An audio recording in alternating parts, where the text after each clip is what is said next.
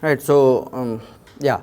So, let us have some more application of Raman spectroscopy and FTIR spectroscopy in your research life, clinical investigation and all those, and we will continue our discussion with that, right.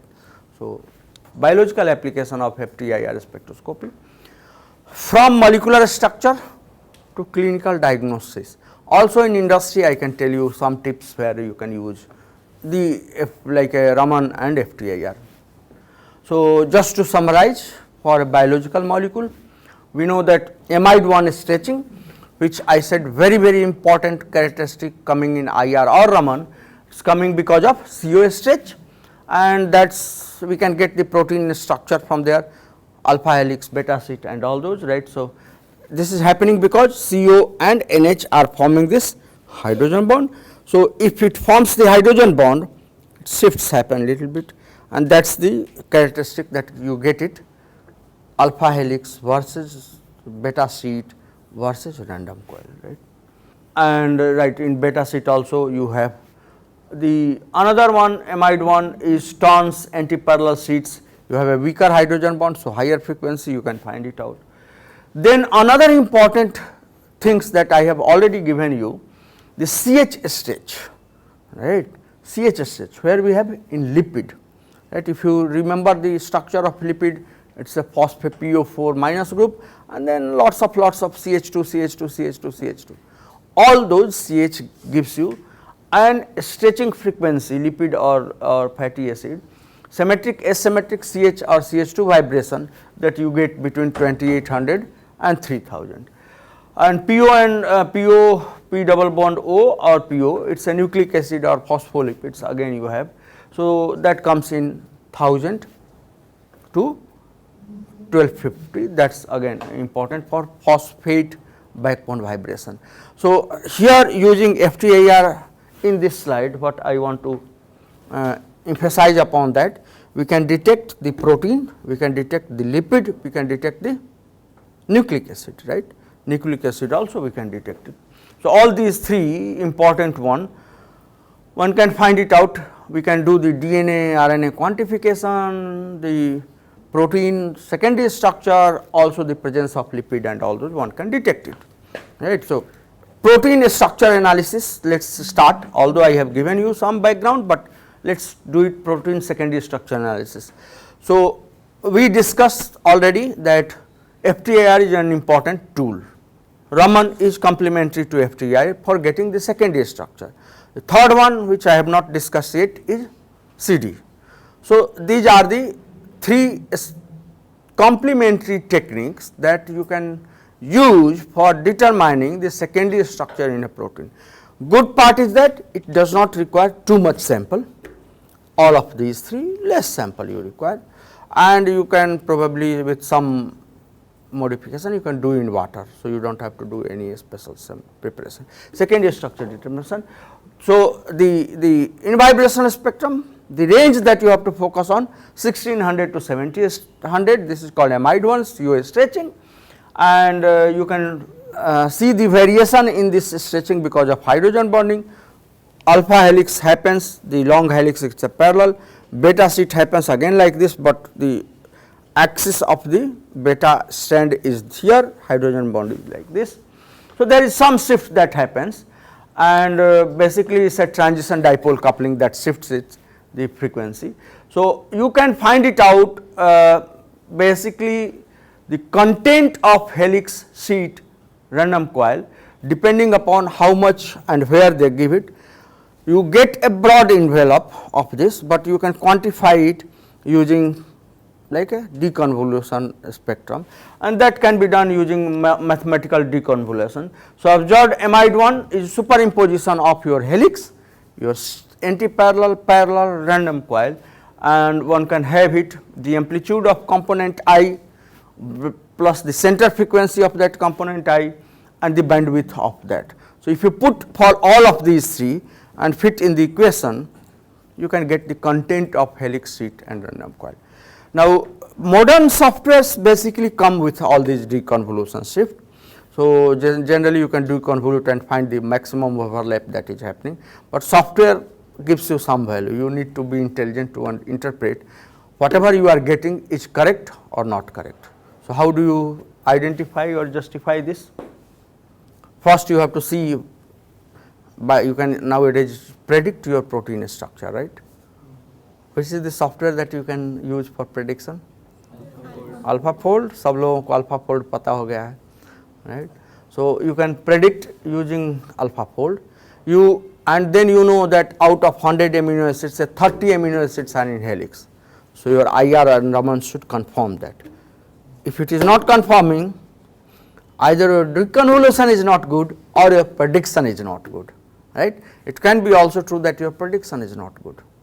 Your protein is not that structured as it is given by AlphaFold, right. So, that, but at least it gives you some idea that what will be secondary structure of the protein. So, for alpha helix, the like a helix accuracy is plus minus 5%, beta sheet is plus minus 8%. So, it is quite accurate, and you can even get this. If you remember, we have taught in UV visible spectrum, to get the maxima you can take the derivatives of the spectrum and identify the overlapping component in the curve fitting, right. So, these algorithm can be used by curve fitting. So, essentially this is the case, right. So, if you have a helix, your frequency is around 1654 and the hydrogen bond is forming, the pitch you know. So, that 1654 is my spectrum coming with some bandwidth for alpha helix. Similarly, beta sheet, hydrogen bond is formed like this, sheet is like this gives you 1635 and random coil 1645, right. So, we know the maxima of all of these, maxima 1654 for helix, 1635 for beta sheet and 1645 for random coil, and you get a broad spectrum which I am showing it here. So, you take this helix, sheet, random coil and torn and all of these, you fit this broad envelope spectrum like each of these, and you find it out, this is 45%, this is 30%, this is 20%, this is 5%, right. So, that is what we basically get it from the amide one stretching. Stretching we are talking about this one, okay. Right. So, that is the deconvolution. So, good part now using FTIR or Raman, we can quantify my protein secondary structure, right. So, and it is based on the shift in the frequency that we get because of hydrogen bonding, that is what we will discuss. Now, what happens if you put deuterium? Remember we had introduced deuterium, deuterium mass is how much? 2, hydrogen is 1, one molecule is changing, right. So, one atomic unit is changing, and since we are talking about this is a bond vibration, so reduced mass changes, frequency changes. So, when you introduce deuterium, the frequency shifts, right, because of the molecular weight of NH versus ND changing. So, this also helps in identifying the NH which is exposed, because you see a shift in the frequency, right. So, deuterium gives you idea about random coil and torn. You can do something experiment called HDX experiment. HDX is hydrogen deuterium exchange. So, if it is a NH is buried like this, it will not exchange. If it is like this, it will exchange. If it is like this, it is in random coil, it will shift by D. If it is like this, D cannot penetrate, so it will not shift. So, not only the secondary structure identification, but also you can find it out probably which of or how many of NH are buried and exposed. So, this is something that one can find it out, right. Yeah. So, essentially you can find it out free of CO, free of NH, just by looking at the shift in the hydrogen deuterium exchange spectrum. So, intramolecular hydrogen bond one can probe it by doing hydrogen deuterium exchange spectrum, and NH is shifting, and that shift can be of few centimeter inverse or few hundred centimeter inverse. Great. So, let us look at some of the real life example. You cannot use the fancy experiment like NMR or crystallography or cryo-EM. So, let us take one of the interesting study of Alzheimer's amyloid beta aggregation. All of you know what is Alzheimer's disease? भूलने की बीमारी, Alzheimer's disease. How it happens? Neurodegeneration, right? Why neurodegeneration happens? What? Beta plaques reduction. Beta. So, in neurons, this amyloid beta, which is a shorter peptide of 40 or 42 amino acids, it is cleaved by some gamma secretase, beta secretase from APP protein, amyloid precursor protein, cleaves it. This guy of 40 amino acid, 42 amino acids start forming patch, right? One per ek, per dusre, tisra, tisra. It makes a rope like structure. That is amyloid fibers, right? Amyloid fibers. Now, this is a aggregated protein. Aggregated protein is notorious conformation of a protein. First of all, it is a highly heterogeneous, right? In a biophysics, we want a homogeneous sample, but this by nature it is a heterogeneous sample.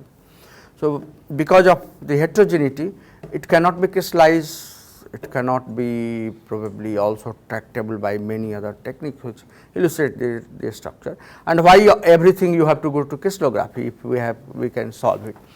So, here essentially this A beta 40 to 42, it forms the soluble monomer and toxic oligomer. Oligomer is not a mature fibril, right? Fibril होता है जब आदमी गुजर गया होता है, उसके brain में खोलोगे तो यू से फाइबर, बट कहानी बहुत पहले शुरू हो चुकी होती है न्यूरोडिजेनरेशन की.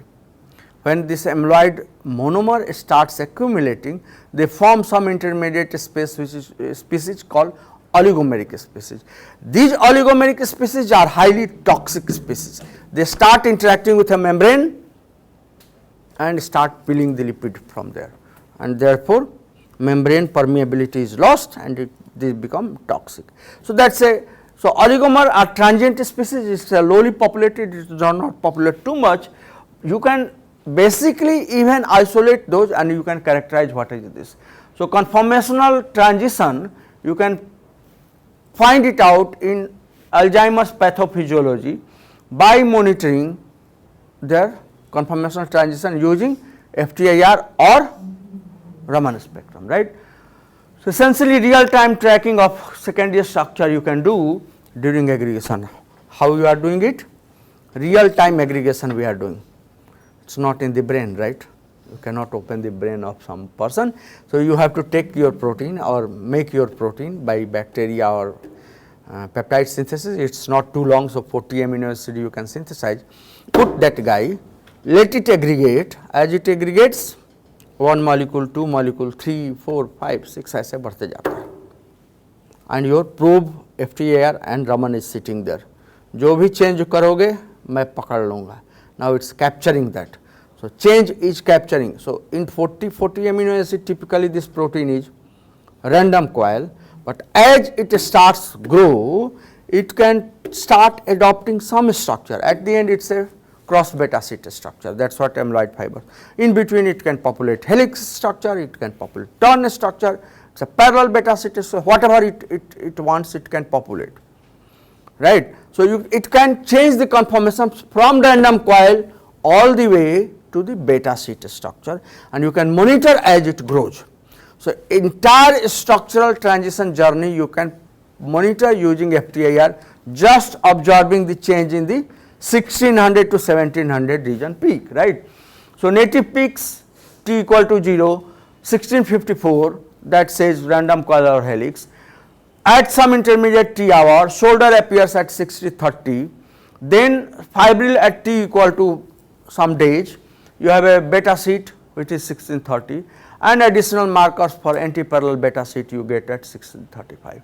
And now you can deconvolute and get it all the calculation done at t equal to 0, say my protein is 90% or 80% in a random coil state, and t equal to 7 days, it is 80-85% in beta sheet state.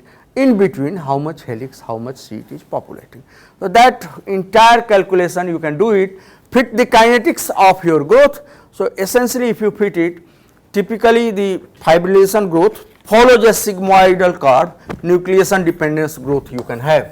So, here is a, and then it goes like this, right. So, here is time, and this is, suppose we are measuring the secondary structural population. Here is random coil and here is a beta sheet. That is what you see when you aggregate it.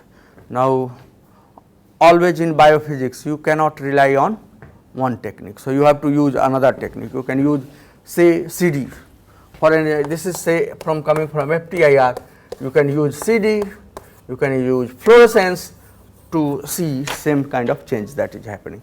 So, essentially you can probe the conformational change as it happens using FTIR. Good. So, protein aggregation, neurodegeneration, we did it. Let us look at something else, cancer diagnostic. Now, here one thing that I have not introduced to you is basically something called attenuated total reflection, ATR. Just I mentioned this name, ATR is used. So, you know, this is little bit of mathematical derivation. I wanted to keep it simple, but essentially you can use this ATR. I had mentioned this for FTIR, if signal you want to measure in the protein, water is dominating. So, you can use something called ATR or special liquid cell. But essentially in a cancer, it is a tissue that is, you are like taking the signal from tissue, a deep tissue. How the modulation of the ECM or extracellular matrix and all those are happening. So, you have to use this ATR based technique. You can look at how two populations are varying, that variation can be done Mahalanobis distance. I do not know how many of you know Mahalanobis guy, a famous Indian person. हाँ, प्रशांत चंद्र महालनोबिस क्या किए थे, what he did, नाम सुना था, ISI पता है, very good. He was the person behind this. Indian Statistical Institute, he was the father of statistics in India, and he gave a formalism called Mahalanobis distance. ये group इस group से कितना similar and different है, such kind of analysis can be done using Mahalanobis. जाके Google माता से पूछ लेना कि Mahalanobis distance क्या होता है, right? Okay, so you have to also show, because now you are doing analysis in a complex tissue, right? So, you have to see where is the variation coming. So, you have to use some statistical approach. One of them can be Mahalanobis distance, that d square. So, basically you take a covariance between two populations. Again, I want to keep it simple.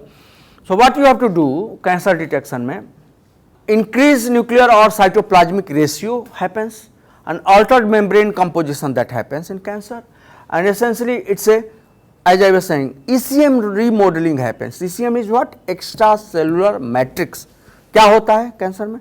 Rigidify होने लगता है, right? You know what constitute of extracellular matrix? कौन कौन से protein है? Collagen है, actin, myosin, ये सब सारे प्रोटीन है ना, कोलाजन वगैरह हो गया, या ये सारे एक्स्ट्रासेलुलर मैट्रिक्स. तो ये लोग क्या करते हैं कि इनमें ग्लाइकेशन होने लगता है, they get glycated, and because of that remodelling of ECM happens and tighter, like they become tighter. So, all those change in the protein expression happens, elevated glycation storage happens. Why glycation? Warburg effect, it does not completely gets metabolized, right. So, all those happens, and because of that you can find it out some biomarker coming from those tissue which are getting into cancer. So, what you have to do, take the ratio of the lipid that is present versus protein, and for doing that you have to take the CHSH at 2850 by amide2, which is 1545, and for normal case it is a R, that ratio is 2 to 3. For malignant tissue it becomes 1 to 1.5. What it means? That your amide2 stretching is increasing. So, you can have detection of cancer using Raman spectrum, and you can find it out which tissue or cell is progressing. So, this is ATR FTIR for cancer tissue diagnostic. like one can take a cross sectional ATR FTIR, the cancer or normal tissue cross section you have to take 5 to 10 nanometer.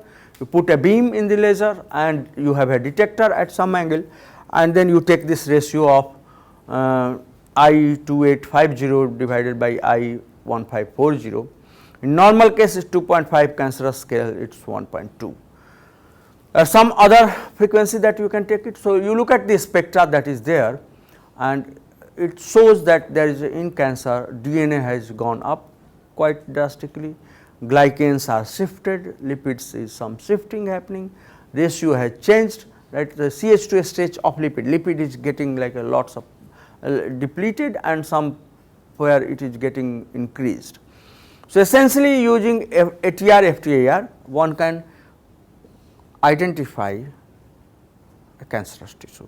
So, what it says that this is an extremely simple case or extremely simple technique that can be used for say early detection of a cancer in not so much invasive way, it is not too much you require, right. So, cancer application Raman can be used.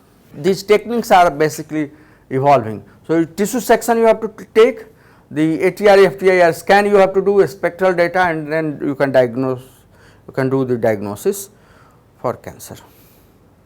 Otherwise, how it is detected? If since I am teaching FTIR Raman, I brought it here, but otherwise how people detect it? Tissue biopsy you do. So, see, it is a tissue biopsy. Other than tissue biopsy, have you heard about liquid biopsy? Liquid biopsy for cancer detection. Any idea? Yeah, detect the biomarkers. It could be ctDNA, it could be some mutation, some metabolites that you detect. Mostly it is a, now people are using ctDNA as a marker, right. Some circulating cells that you can detect it. So, cancer detection in cancer is very, very important. Early detection, if you can catch it early, probably you can treat it better, and you can also find it out what kind of cancer, because cancers are various type, which mutation is causing, then you can tune your treatment according to that. So, early detection is extremely important. These vibrational spectroscopy offer a nicer tool for detecting it early, right. So, biochemical changes that happens in cancer, essentially where this signal coming from. So, you know Warburg effect, it is a aerobic glycolysis.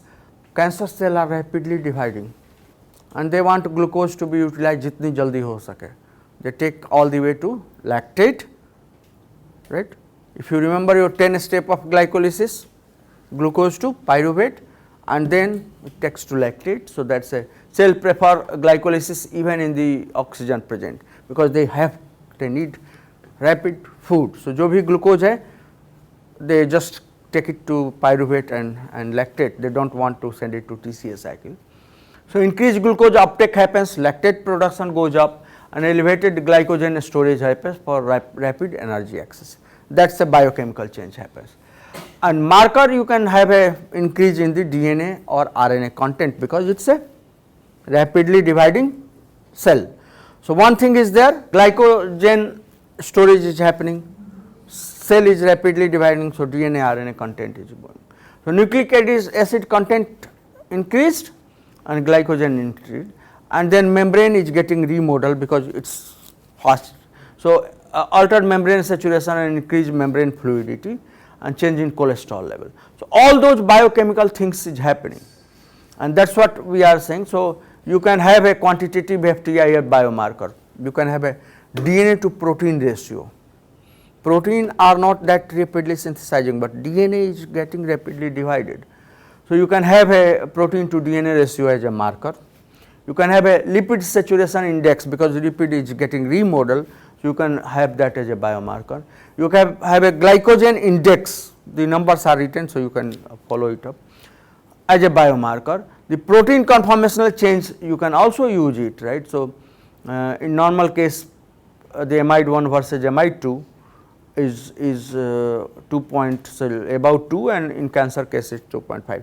So, all of those biochemical change that is happening in tissue, you can use them as a biomarker for finding it out. And then finally, you can do that statistical validation that we are talking about.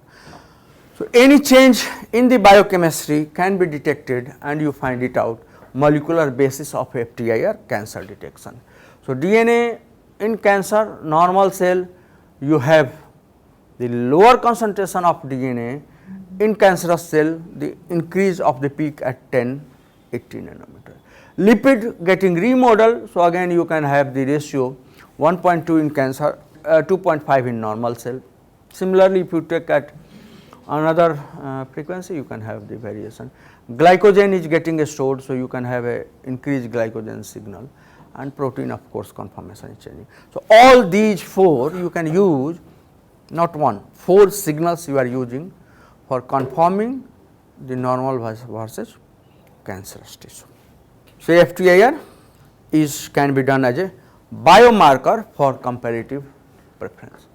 So, cytoplasm versus nuclear ratio, amide 1 versus amide 2 ratio, lipid versus protein ratio, glycogen content, and you can just do a quantitative assessment for ROC, and you can have a confidence level, as science is all about data and robustness of data. And if you are saying someone that probably you have to be careful, you have to be robust with the data. So, you require multiple confounding effect to say that what is happening, right. So, that is what is the biomarker, you can find it out based on the FTIR. Similarly, cancer biomarker competitive, like you can have is normal tissue versus the cancerous tissue spectra changes, the breast versus colorectal versus prostate versus oral cancer. You can even biomarker diagnostic performance, you can find it out and you can say where it is coming from, right. The tissue are different, so area under curve is going to be different for cytoplasm versus nucleus in breast cancer, colorectal amide 1 versus amide 2 ratio, prostate lipid versus protein ratio, oral cancer glycogen content, and you can get a good idea of cancer location, cancer progression, cancer probability stage, right. So, that is one of the application of the cancer. Already I talked to you about the neurodegeneration, so probably we can stop it here. I will skip all those. So, essentially you can use it, the decision factor in technique selection. The cancer diagnostic, the primary technique you can have a FTIR imaging, and complementary technique you can have a ATR FTIR. The rationale is imaging for research and ATR for clinical throughput. If you want to do microplastic research, microplastic, you know where are we getting? Just I will take 1-2 minutes to explain this. Microplastic water बोतल में आ रहा है और वो कहाँ जा रहा है, बॉडी में, पूरे बॉडी में, full body. Now people have found that it's causing even enter to the cell and genetic mutation it is happening. So microplastic are everywhere and it, और हमारे शरीर का सारे दूषित पदार्थ कौन छानता है? किडनी. किडनी तक पहुंच गया है. It's creating lots of kidney disease, microplastic. So, microplastic is again extremely dangerous. So, plastic ko taj do, right. So, it is getting everywhere. So, good that all of you have non-plastic bottle. Okay. So, microplastic research, you have to do quantification, how much microplastic load is coming. You can use a mass spec, GCMS, pyrolysis GCMS and mass spec for this. So, you can use for clinical identification as well as the quantification, total mass measurement. Protein structure already we have talked, you can use FTR, ATR, transmission, comparative versus blind. And then pharmaceutical development, again this is extremely important technique. Give you one example, and this is actually transformative technology that is coming in pharma, biopharma production. So, see, they, when the production level, they do not grow 1 liter culture, right, they grow 1000 liter of culture. 1 litre में अगर कुछ गड़बड़ हो गया तो 5000 रुपये गए, और 1000 लीटर में हुआ तो 5000 into 1000, that much. So, what people want to now integrate it, they want to look at the continuous flow that is coming out from this media or cell is propagating, and anything which is going wrong, they want to stop it there so that barbadi kam ho sake. That is a continuous flow measurement that people are doing. So, it is a developing field where they are integrating Raman or FTIR based detection for manufacturing of the cell, right, biopharma products. So, pharma research, it is a PAT, process analytical tool, right, PAT measure monitoring they do, and then also important not only after production, the quality control. Again quality control, the QC release, its transmission, and process plus final product analysis is done using FTIR. It is extremely important. Monitoring, of course, you can do it monitoring of water, pollutant, air and all those. So, solid and liquid phase analysis one can do using FTIR. So, FTIR again has a extremely important role in all sorts of research as well as your life, right. So, nowadays you know the vision, HK vision is putting a eye on you all the time, right. So, CCTV, IR camera it has. So, essentially FTIR and Raman both are extremely important biophysical technique, and they can be used in various field of your bio research. Great. So, let us stop it here. I have few more slides, but maybe we can just summarize it. It is a more deeper understanding of those. Okay, thank you very much.